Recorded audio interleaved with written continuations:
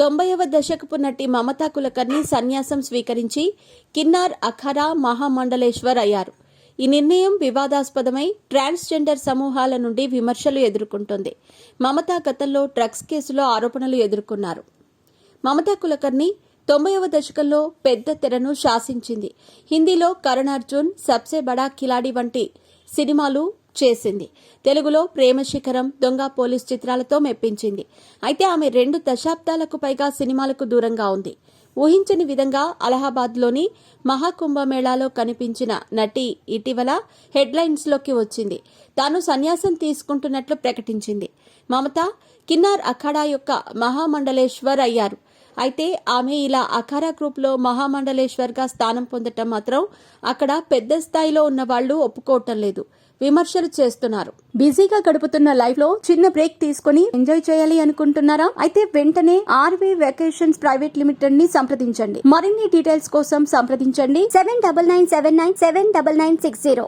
ఆ మధ్య డ్రగ్స్ కేసులో ఆరోపణలు ఎదుర్కొన్న మమతా కులకర్ణి ఇండియాను వదిలేసి 2 దశాబ్దాలైంది. సుదీర్ఘ విరామం తర్వాత ఆమె ఇటీవలే భారత్కు తిరిగొచ్చింది. మళ్లీ సినిమాల్లోకి వస్తుందేమో అని అభిమానులు ఆశగా చూశారు. అటువంటి ఆలోచనే లేదని కుండబద్దలు కొట్టింది మమత. మహాకుంభమేళా కోసమే వచ్చానంది.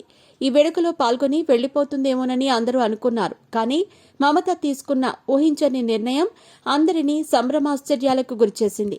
ఆమె అన్నింటికీ స్వస్తి పలుకుతూ సన్యాసం తీసుకుంది. కిన్నార్ అఖారాకు మహామండలేశ్వర్గా మారిపోయింది. శ్రీయామై మమతా నందగిరిగా పేరు మార్చుకుంది.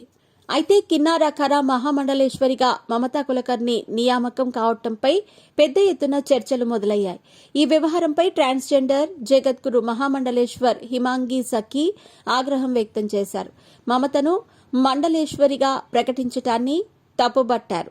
పబ్లిసిటీ కోసమే మమత కిన్నార్ అఖారాకు వచ్చారు. ఆమె గతం గురించి సమాజానికి బాగా తెలుసు. డ్రగ్స్ కేసులో జైలుకు కూడా వెళ్లాల్సి వచ్చింది. ఇప్పుడు ఆమె అకస్మాత్తుగా భారతదేశానికి వచ్చి మహాకుంభంలో పాల్గొని మహామండలేశ్వరుని పదవిని పొందింది. ఇది సరైనది కాదు. దీనిపై విచారణ జరపాలి. సనాతన ధర్మాన్ని పాటించకుండా మమతకు మహామండలేశ్వర్ పదవిని ఇవ్వటమనేది నైతికతకు సంబంధించిన ప్రశ్న. అర్హత లేని వారిని అందలమెక్కిస్తున్నారు అని హిమాంగి సఖీ తీవ్ర అభ్యంతరం వ్యక్తం చేశారు. సినిమాల్లో రీఎంట్రీ, ఆధ్యాత్మిక మార్గం గురించి మమతా కులకర్ణి మాట్లాడుతూ 23 ఏళ్లుగా దీనికోసమే తపస్సు చేస్తున్నాను.